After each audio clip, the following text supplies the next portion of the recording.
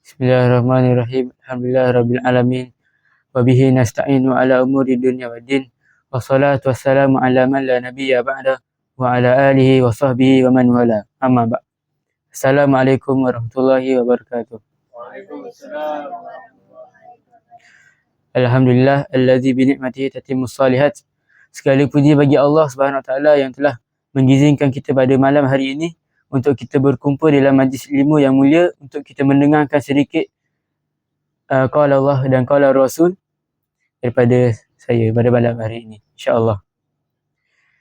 Jadi kita kena banyak-banyak bersyukur kepada Allah Subhanahu Wa Taala. Sebab apa? Sebab pada malam hari ini Allah mengizinkan kita untuk berkumpul dalam majlis ilmu untuk kita mendengarkan sedikit kata-kata. Jadi ucapkanlah alhamdulillah. Okey, jadi pada hari ini yang kita baru nak tidur, Allah berikan kita daripada pagi tadi, Allah berikan kepada kita masa 24 jam. Jadi pada hari ini Allah telah memberikan kepada kita 24 jam. Kita baca Quran, dah baca Quran ke belum? Okey, jadi kepada siapa yang dah baca Al-Quran, alhamdulillah. Tapi kalau kita baca Al-Quran tu, kita baca kan, kita tahu tak apa sebenarnya tujuan Al-Quran ini diturunkan kepada kita? Yang kita tahu Al-Quran ini dah diturunkan kepada kita 1400 tahun yang dahulu. Tahu tak apa tujuan dia? Apa tujuan Al-Quran diturunkan kepada kita? Tahu. Okay, jadi tujuan Al-Quran diturunkan kepada kita, Allah telah berfirman dalam surah Sad ayat yang ke-29, A'udzubillahi minasyaitonirrajim. Kitabun anzalnahu ilaika mubarakun liyadabbaru ayatihi wa liyatadzakkara ulul albab. Jadi Allah kata, kitab ini telah diturunkan kepada engkau wahai Muhammad yang penuh keberkatan dan kebaikan untuk kamu tadabbur dan untuk kamu mengambil pengajaran. Dan hanyalah untuk orang yang berfikir. Jadi Allah kata dalam ayat ini, Kitabun anzalnahu ilaika mubarak. Jadi Allah kata kitab ini maksudnya adalah Al-Quran. Kitab ini Al-Quran, iaitu Al-Quran, dia penuh dengan keberkatan, dia penuh dengan kebaikan. Jadi kalau kita tahu sesuatu perkara tu ataupun sesuatu benda tu ada kebaikan, ada keberkatan, kita nak ambil tak keberkatan ataupun kebaikan tu? Sila kita nak ambil kan. Tapi ini adalah keberkatan dari Al-Quran. Macam mana kita nak ambil keberkatan dari Al-Quran ataupun kebaikan dari Al-Quran? Okay, jadi caranya adalah kita tak apa yang Allah kata selepas tu. Allah kata jadi kalau kita nak dapat kebaikan, kita kenalah apa yang Allah kata, liyadabbaru. Kita kenalah tadabbur. Maksudnya tadabbur ni adalah maksudnya kita fikir sekejap, kita merenung seketika apa yang sebenarnya Allah nak sampaikan kepada kita, ataupun apa yang Allah nak perintahkan kepada kita, ataupun apa yang Allah nak larang kepada kita. Jadi kita fikir betul-betul apa yang sebenarnya Allah bagi tahu kepada kita. Itulah maksud tadabbur. Kita memahami sesuatu ayat tu dengan lebih mendalam. Okay. Lepas tu Allah kata apa? Kalau kita nak dapat kebaikan, bila kita dah cari cara untuk dapat kebaikan tu, kita dah tadabbur, kita dah faham apa yang Allah nak kata kepada kita ni. Jadi dengan kita tadabbur, Allah akan berikan kepada kita, ataupun kita hasilnya ataupun manfaatnya, kita akan dapat peringatan ataupun pengajaran. Waliyatazakkar. Kita akan dapat pengajaran, kita akan dapat peringatan dari Al-Quran. Okay, jadi apa antara peringatan dari Al-Quran yang Allah peringatan yang Allah telah berikan kepada kita? Okay, antara peringatan yang Allah telah berikan kepada kita, antaranya adalah peringatan yang nikmat syurga ni ada banyak, dan kalau kita kufur pada Allah Taala, kita akan dapat azab yang pedih dan sangat-sangatlah menyeksakan. Itu antaranya. Dan ada lagi peringatan-peringatan yang Allah berikan kepada kita dalam Al-Quran yang sangat banyak, tapi dia hanya pilihan untuk kita. Sama ada kita nak faham ataupun kita nak tahu apa sebenarnya peringatan yang Allah nak berikan kepada kita sebenarnya.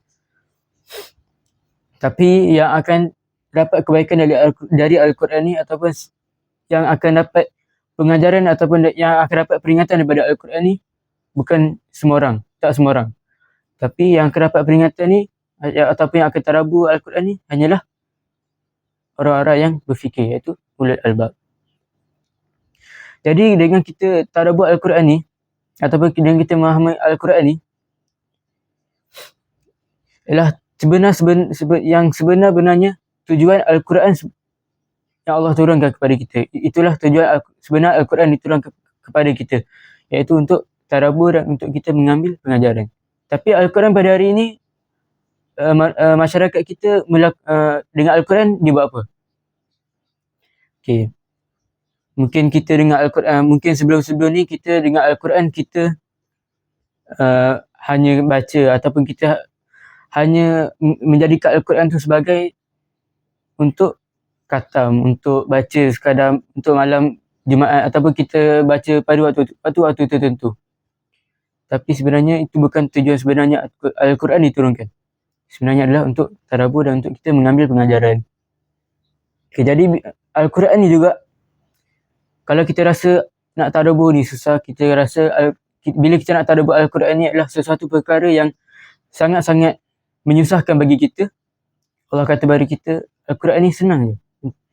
Seperti mana firman Allah SWT dalam surah Qamar ayat yang ke-17, A'udzubillahi minasyaitonirrajim, wa laqad yassarnal Qur'ana lidzikri fahal min mudzakir. Jadi apa yang Allah kata? Telah jadikan Al-Quran ni mudah ataupun senang untuk zikri, untuk sebagai peringatan. Fahal min mudzakir. Maka apakah kamu tidak mengambil peringatan daripadanya? Jadi Allah kata Al-Quran ni memang asalnya Allah jadikan senang. Jadi betapa senangnya Al-Quran ni, betapa mudahnya Al-Quran ni, Allah ulang dalam surah yang sama 4 kali berturut-turut. Okay, jadi kalau kita faham Al-Quran, kita amal dengan Al-Quran, kita faham Al-Quran, kita baca Al-Quran, ataupun kita jadikan Al-Quran sebagai sahabat kita, apa yang akan jadi pada kita nanti? Okay, jadi sebagaimana satu sabda Nabi Muhammad SAW, Al-Quranu syafi'un wa syafa'. Al-Quran ni adalah sebagai syafaat kita. Kalau kita jadikan dia sebagai sahabat kita, maksudnya kita baca dia, kita fahamkan dia, kita amalkannya dan kita sampaikannya, ia akan jadi syafaat bagi kita di hari kiamat nanti. Jadi Nabi sama lagi, wa mahilun musaddaq, dan dia ni akan jadi pendakwa kita juga. Macam contoh, kalau kita tak baca Al-Quran, kita tak faham Al-Quran, dia akan jadi pembela, dia akan jadi pendakwa bagi kita. Dia tak akan selamatkan kita, dia biarkan kita nanti ke hari kiamat nanti. Lepas tu Nabi kata lagi, wa man ja'alahu amamahu qadahu ilal jannah. Dan siapa yang meletakkan Al-Quran ni di depannya, maka Al-Quran tu akan membimbingnya ke syurga. Jadi kalau kita amalkan Al-Quran, kita setiap perkara kita dengan Al-Quran, kita sampaikan Al-Quran, maka Al-Quran tu akan membimbing kita ke syurga. Tapi kalau di sebaliknya, kita tak amalkan Al-Quran, kita tak menyampaikan Al-Quran, kita tak faham Al-Quran, Nabi kata apa? Wa man ja'alahu khalfa dhahrihi saqahu ilan nar. Dan siapa yang meletakkan Al-Quran tu di belakang-belakangnya, maka Al-Quran tu akan mengheritnya ke neraka. Jadi kalau kita dengar mengheret ni, menyeramkan tak? Ataupun takut tak? Okay, takut kan? Tapi ni kita ditarik, kita diheret bukannya dengan adik-beradik kita, bukannya dengan cikgu kita, tapi ni kita diheret dengan Al-Quran. Kalau kita tak amalkannya, kalau kita tak fahamkannya, kita tak sampaikannya, jadi itulah yang akan jadi pada kita. Bila kita perlukan pertolongan ataupun kita kesusahan di hari kiamat nanti, tak ada orang yang akan tolong kita kalau kita tak faham Al-Quran, kalau kita tak sampaikan Al-Quran, tak baca Al-Quran. Jadi kesimpulannya pada hari ini ataupun khulasah yang kita boleh ambil daripada tazkirah pada hari ini adalah, selepas daripada ini kita cubalah untuk ubah cara hidup kita. Kalau sebelum ni kita ambil Al-Quran tu hanya sekadar bahan bacaan pada waktu-waktu tertentu, ataupun kalau kita baca, kita hanya sekadar faham, kita hanya sekadar baca tak faham. Jadi selepas ni kita cuba ubah diri kita untuk fahamkan Al-Quran, untuk kita menyampaikan Al-Quran, untuk kita berdakwah pada orang dengan ayat-ayat yang kita faham. Jadi sekadar itu sahaja. Allahu a'lam. Wabillahi taufiq wal hidayah. Assalamualaikum warahmatullahi wabarakatuh.